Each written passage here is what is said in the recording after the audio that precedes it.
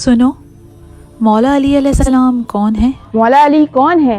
मौला अली वो हैं जिन्हें सारे टाइटल, सारे एजाज, सारे गोल्ड मेडल अल्लाह और रसूल अल्लाह ने दिए हैं। अली के बाद कोई अली जैसा बन न सका है। जिसने कहा अली बना दे तो आवाज कुदरत आई कि अली हमेशा से एक था और हमेशा एक ही रहेगा। दोबारा आवाज कुदरत आई कि अगर तू चाहता है तो अली की बू दूं, तो जिसे अली की बू मिली वो बू अली सीना हो गए।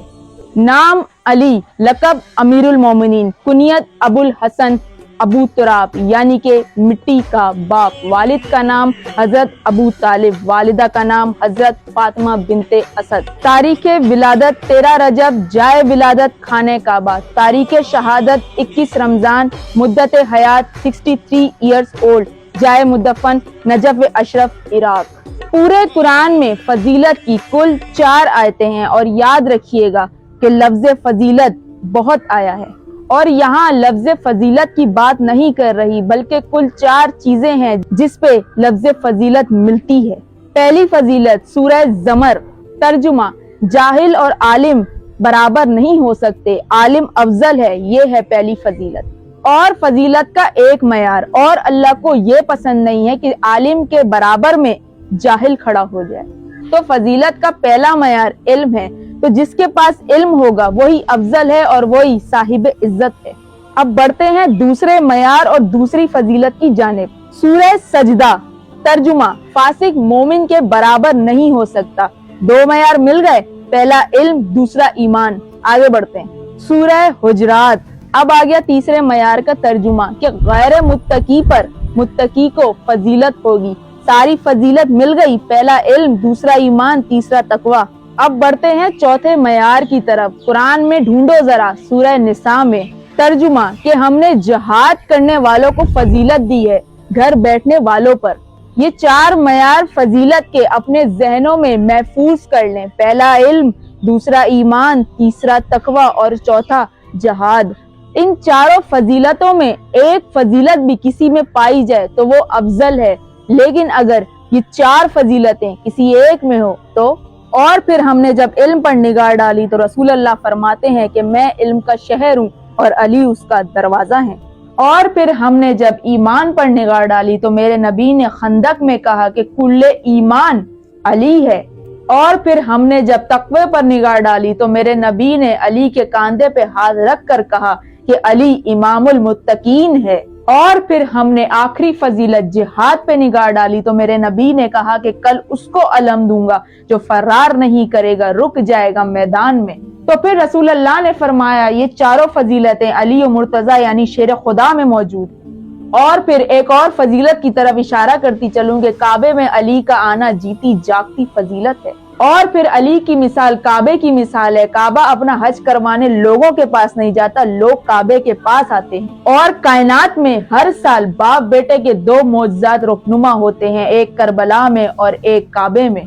कि करबला में इमाम हुसैन का सर जिस पत्थर पे रखा गया उस पत्थर से खून का निकलना और गवाही देना कि देखो ए नाना की उम्मत, मुझे बेखता शहीद किया गया। और एक काबे की दीवार में शक हो जाना ताकि लोगों तक ये पैगाम पहुंच सके कि काबे ने खुद अली को बुलाया। और अली की आमद पर खुदा ने अपने घर में खुद दर बनाया ताकि लोगों में कोई शक न रहे। तो यहाँ खुदा बता रहा है कि काबे के आगे सर झुकाओ और अली के आगे दिल झुकाओ, उसका हक उसको देने जाओ, वो मांगने नहीं आता। यानी काबा किसी के पास अपना हक मांगने नहीं आता, अली आप भी अपना हक किसी के पास मांगने नहीं जाएंगे। ये अल्लाह ने फरमाया कि अली तेरी मिसाल काबे की मिसाल है। तो काबे की तरफ निगाह करना इबादत है, कुरान पर निगाह करना इबादत है, आलिम के चेहरे पर निगाह करना इबादत है, और इसी तरह बाप के चेहरे पर निगाह करना इबादत है। और जो काबे को देख रहा हो कुरान को ना देख रहा हो, फिर कुरान को देख रहा हो काबे को ना देख रहा हो, तो क्यों ना फिर ऐसा ढूंढो जो बाप भी हो, कुरान भी हो, काबा भी हो और आलिम भी हो, ताकि सारी इबादत एक साथ बजा लाएं।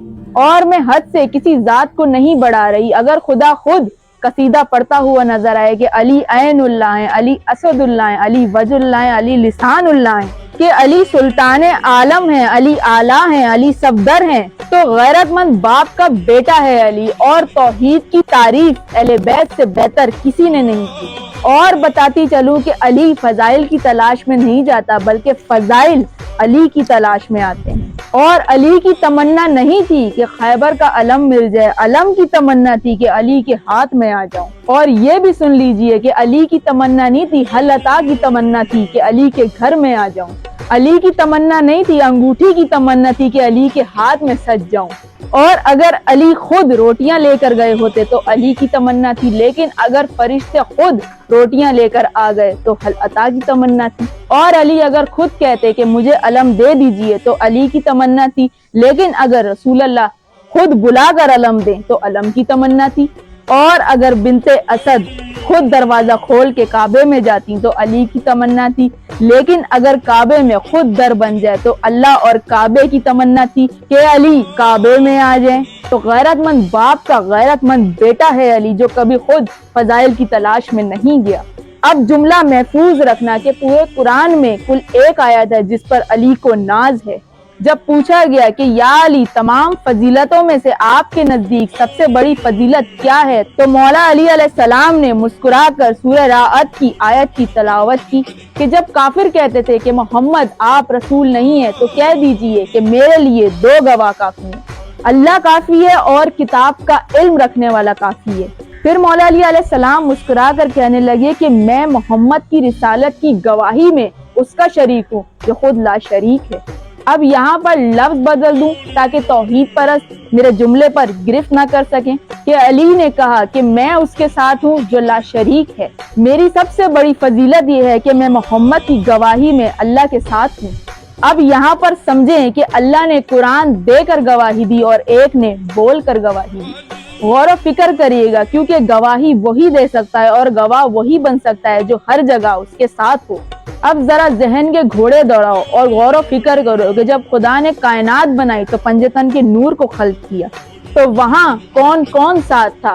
اللہ، محمد، علی، فاطمہ، حسن اور حسین۔